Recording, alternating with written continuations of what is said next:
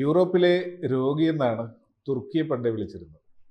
ആ രാജ്യം ചരിത്രാതീത കാലം മുതൽ, അല്ലെങ്കിൽ ആ രാജ്യം ഉണ്ടായ കാലം മുതൽ തന്നെ സാധാരണ ജനജീവിതത്തിന് തടസ്സമായി നിൽക്കുന്ന നിരന്തരമായ യുദ്ധങ്ങളുടെയും പ്രശ്നങ്ങളുടെയും കേന്ദ്ര ബിന്ദുവാണ്. ഇപ്പോഴാ രാജ്യം മനുഷ്യാവകാശ ലംഘനങ്ങളുടെ പേരിലും മതവെറിയുടെ പേരിലും തീവ്രവാദത്തിന്റെ പേരിലുമെല്ലാം അതിപ്രശസ്തമായ നിലയിലേക്ക് വന്നിരിക്കുകയാണ്. എർദോഗാൻ ഒരു ഹിറ്റ്ലറെ പോലെ, അല്ലെങ്കിൽ ഇദി അമീനെ പോലെ, അല്ലെങ്കിൽ ഏറ്റവും വലിയ ഏകാധിപതിയെ പോലെ പെരുമാറുന്നു എന്നതിന് ധാരാളം ഉദാഹരണങ്ങളുണ്ട്. സാർ അറിഞ്ഞല്ലോ ഏറ്റവും ലേറ്റസ്റ്റ് ആയൊരു സംഭവം എന്താണത്? പറയൂ. ലേറ്റസ്റ്റ് അല്ല, ഇത് പഴക്കമുള്ള സംഭവമാണ്. തുർക്കിയെ ആരും തിരിച്ചറിഞ്ഞിട്ടില്ല എന്നുള്ളതാണ്. തുർക്കിയിലൂടെ പഴയ ജർമ്മനിയുടെ Hitler, Adolf Hitler, main camp എഴുതിയ അഡോൾഫ് ഹിറ്റ്ലർ ജീവിച്ചിരിക്കുകയാണ്. ആ സത്യം ലോകം അവഗണിക്കുകയോ അല്ലെങ്കിൽ കണ്ടില്ലെന്ന് നടിക്കുകയോ ചെയ്തുകൊണ്ടിരിക്കുന്ന കാര്യം. അവിടെ തന്നെ കുർദുകളുടെ നേതാവായ ഒരു തൊഴിലാളി യൂണിയൻ നേതാവ് കൂടിയായ ഒരാളിനെ കഴിഞ്ഞ 26 വർഷമായിട്ട് പിടിച്ച് ജയിലിലിട്ടിരിക്കുകയാണ്. നെൽസൺ മണ്ടേലയുടെ റെക്കോർഡിനോടൊപ്പം അദ്ദേഹം എത്തിക്കഴിഞ്ഞിരിക്കുകയാണ്. ഇപ്പോഴും അദ്ദേഹത്തെ ജയിലിൽ നിന്ന് വിമോചിച്ചിട്ടില്ല. അതിൻ്റെ ഒരു കള്ളത്തരം എന്ന് പറയുന്ന ആസൂത്രണം എന്ന് പറഞ്ഞാൽ, കഴിഞ്ഞ വർഷം ഇതേ സമയം പറഞ്ഞു, നിങ്ങളെ ജയിലിൽ നിന്ന് വിടാം, നിങ്ങൾക്ക് രാജ്യം അനുവദിച്ചു തരാം, അവരുടെ കുർദിസ്ഥാൻ എന്ന് പറയുന്ന രാജ്യം, ആ രാജ്യം അനുവദിച്ചു തരാം എന്ന് പറഞ്ഞ് വമ്പിച്ച ഒരു വഞ്ചന നടത്തി. ഇത് എർദോഗാൻ ഇങ്ങനെ പറഞ്ഞതിനെ തുടർന്ന് ഈ തൊഴിലാളി നേതാവ് കൂടിയായിട്ടുള്ള കുർദു നേതാവ് അദ്ദേഹത്തിൻ്റെ അനുയായികളോട് പറഞ്ഞു, നിങ്ങൾ എല്ലാവരും നിരായുധരാകുക, ആയുധം താഴെ വെച്ച് കീഴടങ്ങുക. അദ്ദേഹം പറഞ്ഞത് അങ്ങ് സിറിയ മുതൽ ഇറാഖ് വരെ നീളുന്ന മലനിരകളിലെ ഈ കുർദു വംശജർ മുഴുവൻ അനുസരിച്ചു. ആയുധം വെച്ചവർ കീഴടങ്ങി. അവർ സത്യസന്ധരായതുകൊണ്ട് അവർ പറഞ്ഞ വാക്ക് പാലിച്ചു. പക്ഷേ എർദോഗാൻ വാക്ക് പാലിച്ചില്ല. അതിൻ്റെ ഫലമായിട്ട് ഇന്നും തടവറയിൽ കഴിയുകയാണ് കുർദുകളുടെ ആ നേതാവ്. അതിനു മുമ്പ് ഞാൻ ഒരു കാര്യം കൂടെ പറയാം. ഈ എർദോഗാന്റെ മാത്രം പാരമ്പര്യമല്ല, തുർക്കിയുടെ മൊത്തം പാരമ്പര്യമാണിത്. ഇതേ തുർക്കി തന്നെ 2ാം ലോക മഹായുദ്ധകാലത്ത് പറഞ്ഞു, കുർദുകളെ നിങ്ങൾക്ക് ഞങ്ങൾ സ്വാതന്ത്ര്യം തരാൻ ഞങ്ങളോടൊപ്പം നിന്ന് പോരാടുമെന്ന് പറഞ്ഞു. ആ 2ാം ലോക മഹായുദ്ധത്തിൽ കുർദുകൾ സമസ്ത ശക്തി ഉപയോഗിച്ചുകൊണ്ട് തുർക്കിയോട് ചേർന്നുകൊണ്ട് പോരാടി.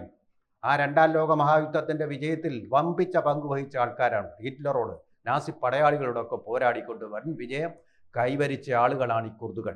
പക്ഷേ ലോകമഹായുദ്ധം വിജയിച്ച് നേട്ടങ്ങൾ കൊയ്തു കഴിഞ്ഞപ്പോൾ കുർദുകളെ മറന്നു എന്ന് മാത്രമല്ല, വഞ്ചിച്ചു. വീണ്ടും അവർക്ക് രാജ്യം കൊടുത്തില്ല. ഒരുപക്ഷെ ലോകത്തിൽ സ്വന്തമായിട്ടൊരു രാജ്യമില്ലാത്ത ഒരേയൊരു ജനതയായിട്ട് ഇന്നും അവശേഷിക്കുകയാണ് കുർദുകൾ എന്ന് പറയുന്ന ഈ പോരാളികൾ. നമ്മളൊന്ന് ആലോചിച്ച് നോക്കണം. ഇവർ തന്നെ ഇപ്പോൾ മാഷേ ഒരു കാര്യം ഞാൻ ചോദിക്കട്ടെ, നമ്മുടെ മലയാളവുമായിട്ട് ബന്ധപ്പെട്ട കേരളവുമായിട്ട് ഇപ്പൊ IS റിക്രൂട്ട്മെന്റ് നടക്കുന്നുണ്ടോ കേരളത്തിൽ? ഉണ്ടായിരുന്നു, ഇപ്പോഴുണ്ടോ? ഉണ്ടോ എന്ന രീതിയിലുള്ള റിപ്പോർട്ടുകളുണ്ട്. അത് സ്പഷ്ടമായിട്ട് INA ഒക്കെ നിരീക്ഷണത്തിലാണ് സംഭവം. പക്ഷേ ഇല്ല, ഇപ്പൊ ഇല്ല. കാരണം NIA നിരീക്ഷിക്കുന്ന PF-നെയാണ് ഇപ്പൊ കൂടുതൽ. ഇന്നും ട്രേഡ് നടക്കുന്നുണ്ട്. പക്ഷേ IS എന്ന് പറയുന്ന റിക്രൂട്ട്മെന്റ് നിലച്ചു. എന്തുകൊണ്ടാണ് നിലച്ചത്? ഇവരുടെ ഫണ്ടിങ് അല്ല, IS-നെ തീർത്തു. ആര് തീർത്തു? അത് US സഖ്യസേന അല്ല, കുർദുകളാണ്. IS-ന്റെ ഏറ്റവും പ്രമുഖരായ പോരാളികൾ കുർദുകളായിരുന്നു. ആ കുർദുകളുടെ ശരിയായിട്ടുള്ള ശക്തമായിട്ടുള്ള പേടി എന്ന് പറയുന്നത് എന്തെന്ന് അവരുടെ നിഘണ്ടുവിൽ ഭയം എന്നൊരു വാക്കില്ല.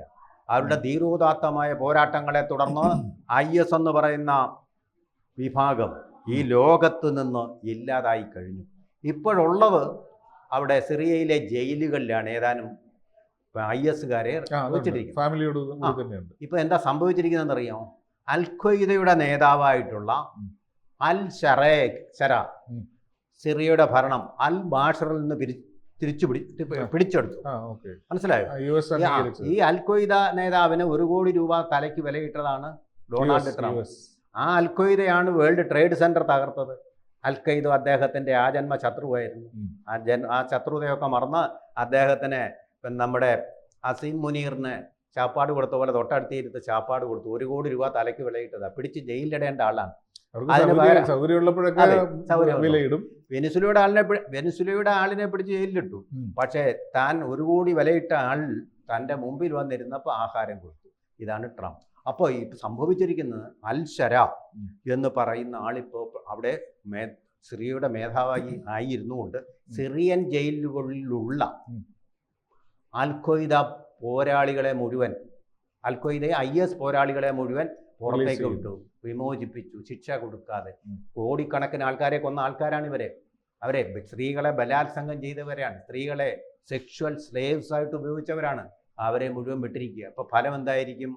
അവിടെ സിറിയയിലുള്ള ആയുധമില്ലാതിരിക്കുകയാണല്ലോ. ഈ എർദോഗാന്റെ വാക്ക് കേട്ട ആയുധം കളഞ്ഞ ആ കുർദുകളെ മുഴുവൻ വീണ്ടും ഇവരെ സെക്ഷുവൽ സ്ലേവറിയിലേക്ക് കൊണ്ടുപോകും. അവരുടെ തല വെട്ടും. കാരണം ഇവർ സർവ്വ ആയുധങ്ങളുമായിട്ടാണ് പോകുന്നത്. ഇതാണിപ്പോൾ നടക്കുന്നത്. അതാണ് സ്വാതന്ത്ര്യ സമരത്തിന് വേണ്ടിയിട്ട് ഇന്നും ഭൂമിയില്ലാതെ ജീവിക്കുന്ന കുർദുകളുടെ അവസ്ഥ ഇതാണ്. ആ കുർദുകളുടെ അവസ്ഥയിലേക്ക്, അവരുടെ തീയിലേക്ക് എണ്ണ കോരി ഒഴിക്കുകയാണ് സിറിയയും അമേരിക്കയും ഇറാഖും കൂടെ ചേർന്നുകൊണ്ട്. അവരെക്കുറിച്ചൊരു പ്രതിഷേധം പോലും. തൊഴിലാളി നേതാവ് കൂടിയാണ് ഓസിലിയാൻ എന്ന് പറയുന്ന 26 വർഷമായിട്ട് ഇവരുടെ സ്വാതന്ത്ര്യത്തിന് വേണ്ടി പോരാടിക്കൊണ്ട് ജയിലിൽ കഴിയുന്ന നെൽസൺ മണ്ടേലയെ പോലെ ജയിലിൽ കഴിയുന്ന ഓസിലാൻ എന്ന് പറയുന്നത് തൊഴിലാളി വർഗ നേതാവ് കൂടിയാണ്. എന്നിട്ട് CPM ഒരൊറ്റ പ്രതിഷേധം അല്ലെങ്കിൽ പോട്ടൊരു പ്രഭാഷണം ഇന്ന് വരെ നടത്തിയിട്ടുണ്ടോ കേരളത്തിൽ? തുർക്കിക്ക് ഫണ്ട് കൊടുത്തവരല്ലേ ഭൂകമ്പത്തിൽ? അതെ. ഇനി വേറൊരു രസം കൂടെ കേൾക്കാം, ഒരു കൗതുകത്തിന് വേണ്ടി. റോജോവ എന്ന് പറയുന്ന ഒരു സ്ഥലമുണ്ട്. എവിടെ? നമ്മുടെ സിറിയയിൽ തന്നെ. ഈ റോജാവ എന്ന് പറയുന്ന ഗ്രാമം എന്ന് പറയുന്നത് കുർദുകളായിട്ടുള്ള സ്ത്രീകൾ മാത്രമുള്ള ഒരു ഗ്രാമം, സ്ത്രീകൾ മാത്രമുള്ള ഗ്രാമം. ഇപ്പൊ സംഭവിക്കാൻ പോകുന്നത്, ഈ പുറത്താക്കപ്പെട്ട ISകാർ അവിടെ ചെന്ന് ആ സ്ത്രീകളെ മുഴുവൻ കൊല്ലും. അവരുടെ ആണുങ്ങളെ ഇല്ലല്ലോ അവിടെ, കുട്ടികളെ മുഴുവൻ കൊല്ലും. എന്നിട്ട് ഈ സ്ത്രീകളെ സെക്ഷുവൽ സ്ലേവുകളാക്കും. സെക്ഷുവൽ സ്ലേവ് നിത്യ നരകത്തിലേക്ക് അവരെ കൊണ്ടുപോകും.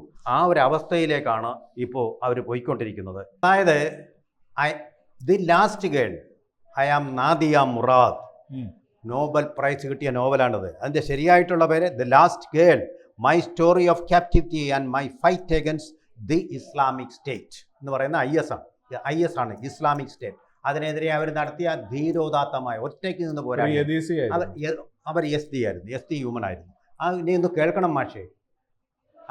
ഇറാഖിനെ അമേരിക്ക ആക്രമിച്ച സമയത്ത് IS അവിടെ അങ്ങനെയാണല്ലോ ഉടലെടുത്തത്. ISകാർ വന്നു, അവിടെ ഇറാഖിലുണ്ടായിരുന്ന കുർദുകളെ, സ്ത്രീകളെയും പുരുഷന്മാരെയും കുട്ടികളെയും ഉൾപ്പെടെ കൊണ്ടുപോയി, അവരുടെ കമാൻഡർമാർ കൊണ്ടുപോയിട്ട് പുരുഷന്മാരെ മുഴുവൻ ഹിറ്റ്ലർ ചെയ്തതുപോലെ മതിലിനോട് ചേർത്ത് നിർത്തി ഈ സ്ത്രീകളുടെ ഭാര്യമാരുടെ മുമ്പിൽ വെച്ച് തന്നെ വെടിവെച്ചു. കുട്ടികളെയും വൃദ്ധകളെയും വെടിവെച്ചു. എന്നിട്ട് ആ സ്ത്രീകളെ എന്ന് പറഞ്ഞാൽ പോക്സോ കേസിൽ പെടാവുന്ന ആ പ്രായമുള്ള കുട്ടികളെ വരെ, ഉപയോഗിക്കാവുന്നവരെ എല്ലാം ഉപയോഗിച്ച് അവർ സെക്ഷുവൽ സ്ലേവുകളാക്കി. ആ കമാൻഡർമാരിൽ ഏറ്റവും പ്രായമായവരാണ് ഏറ്റവും കൂടുതൽ കാമാർത്തി കാണിച്ചുകൊണ്ട് ഇവരോട് പെരുമാറിയത്.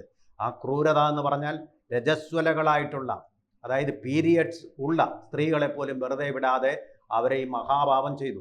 ആ മഹാപാപം ചെയ്തു അവിടെ നിന്ന് ധീരോദാത്തമായിട്ട് രക്ഷപ്പെട്ട് ഐക്യരാഷ്ട്രസഭയെ പോയി ഈ കാര്യം അറിയിച്ച വ്യക്തിയാണ് നമ്മളീ പറയുന്ന നാദിയ മുറാദ് എന്ന യസീദി വനിത, ധീരയായ യസീദി വനിത. അവരുടെ നോവലാണ് the last girl, my story of captivity and my fight against the Islamic State എന്ന് പറയുന്നത്. മനസ്സിലായോ? അത് നോവലല്ല, അവരുടെ ആത്മകഥ തന്നെയാണ്. അതിന് കിട്ടി നൊബേൽ സമ്മാനം ആദ്യമായിട്ട്. ബെസ്റ്റ് സെല്ലറാണ് ഇപ്പോഴും. Best seller. ഇമാഷ് വായിച്ചിട്ടുണ്ട്. Very good. ഓക്കെ. അങ്ങനെയുള്ള ഒരു നോവൽ അവിടെ നിന്നുണ്ടായി. അങ്ങനെ യസീദി സ്ത്രീകളുടെ തന്നെ ഒരു ഗ്രാമമുണ്ട്. ഇത്ര മഹത്തായ സംസ്കാരമുള്ള ഇസ്ലാമിക തീവ്രവാദത്തെ, റാഡിക്കലിസത്തെ, ഫണ്ടമെന്റലിസത്തെ അതിനെതിരെ പോരാടുന്നവരായതുകൊണ്ടാണ് അവർക്ക് ലോകമാധ്യമങ്ങൾ ശ്രദ്ധ കൊടുക്കാത്തത്. ഇപ്പം എന്താ പരിപാടി എന്നറിയാം? ഇവരെ കൂടി, യസീദികളെ കൂടി ഇല്ലാതാക്കിക്കൊണ്ട്, അവർക്ക് ഒരു തുണ്ട് ഭൂമി പോലും കൊടുക്കാതെ കൊണ്ട് ലോകത്തിന്റെ മുഴുവൻ അധിപനാവാൻ വേണ്ടിയാണ് എർദോഗാൻ ശ്രമിച്ചുകൊണ്ടിരിക്കുന്നത്. ആ തരത്തിലാണ് ഫണ്ട് ചെയ്യുന്നതിന്റെ ഉദ്ദേശം അതാണല്ലോ. അത് തന്നെയാണ്. എന്ന് മാത്രമല്ല, തുർക്കിക്ക് ഈ പാരമ്പര്യമുണ്ട്. അവരുടെ കാലിഫേറ്റ് എന്ന് പറയുന്നത് അതിൻ്റെ ഒരു തുടക്കമായിരുന്നു. ലോകം മുഴുവൻ ഇസ്ലാമിക ഭരണമാക്കിക്കൊണ്ട് തുർക്കിയെ അതിൻ്റെ മേലത്തിരുത്തുക എന്നുള്ള ശ്രമത്തിലായിരുന്നു അവര്. ഇപ്പൊ കുരിശുയുദ്ധം നടത്തിയ പാർട്ടീസ് അല്ലേ അവര്? അതെ, പാർട്ടീസ് മാത്രമല്ല, ബൈസാൻഷ്യം എന്ന് പറയുന്ന അതിമനോഹരമായ ക്രിസ്ത്യൻ സാമ്രാജ്യത്തെ നശിപ്പിച്ചവരാണ്. അവരുടെ പള്ളി ഇപ്പോഴും എന്താ ഒരു മോസ്കാക്കി മാറ്റിയല്ലോ. അതെ അതെ അതെ ഹേഗിയ സോഫിയ പള്ളി സുന്ദരമായ പള്ളിയായിരുന്നു. ആ പള്ളി അവരുടെ മസ്ജിദാക്കി മാറ്റി. എന്ന് മാത്രമോ, ആർമീനിയയും അതുപോലെ തന്നെ അസർബൈജാനും തമ്മിലുള്ള യുദ്ധത്തിൽ അവരെ ആർമേനിയയ്ക്ക് ഒന്നും കൊടുക്കാതെ അതിൻ്റെ ഫലഭൂയിഷ്ടവും അതുപോലെ തന്നെ ഖനിജങ്ങൾ ധാരാളമുള്ളതുമായ അപൂർവ ലോഹങ്ങൾ ധാരാളം ഉള്ളതുമായിട്ടുള്ള പ്രദേശങ്ങൾ മുഴുവൻ അവരുടെ മുസ്ലിം ഭൂരിപക്ഷമുള്ള അസർബൈജാൻ കൊടുത്തിട്ട് ആർമീനിയെ ഒന്നും കൊടുക്കാത്ത ഒരു അല്ല, അർമേനിയൻ ജിനസൈഡ് തുർക്കി നടത്തിയതാണ്. ഏകദേശം 10 ലക്ഷത്തോളം അർമേനിയക്കാരെയാണ് അവർ അർമേനിയൻ ക്രിസ്ത്യാനികളെ അവർ കൊന്നൊടുക്കിയത്. അത് ചരിത്രത്തിൽ പോലും വരാതിരിക്കാനായിട്ട് എന്നിട്ട് തുർക്കി ശ്രമിച്ചു എന്നുള്ളതാണ്. നമ്മളൊക്കെ ഈ സാധനം പാഠപുസ്തകത്തിലൊന്നും ചരിത്രത്തിലൊന്നും കേട്ടിട്ടില്ല.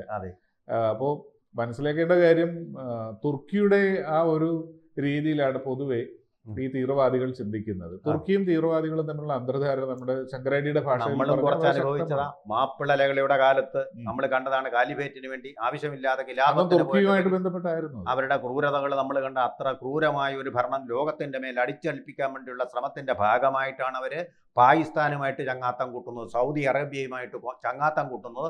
അന്ന് മാഷ് പറഞ്ഞതുപോലെ ഒരു ഇസ്ലാമിക് നേറ്റോയുടെ തലപ്പത്തിരിക്കാൻ വേണ്ടി ശ്രമിക്കുന്നത്. ഇത് ലോകം തിരിച്ചറിയണം.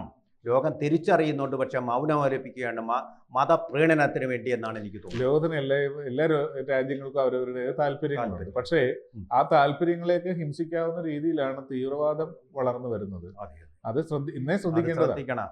അവനവന്റെ തലയ്ക്കലേക്ക് ഈ തീവ്രവാദം വരുമ്പോഴെങ്കിലും ഒന്ന് ശ്രദ്ധിച്ചാൽ നന്നായിരുന്നു. ഇത്രേ പറയാനുള്ളൂ. കൂടുതൽ വാർത്തകളും വിശേഷങ്ങളും നിങ്ങളിലേക്ക് എത്താൻ ABC മലയാളം സബ്സ്ക്രൈബ് ചെയ്യുക, ബെൽബട്ടനും അമർത്തുക.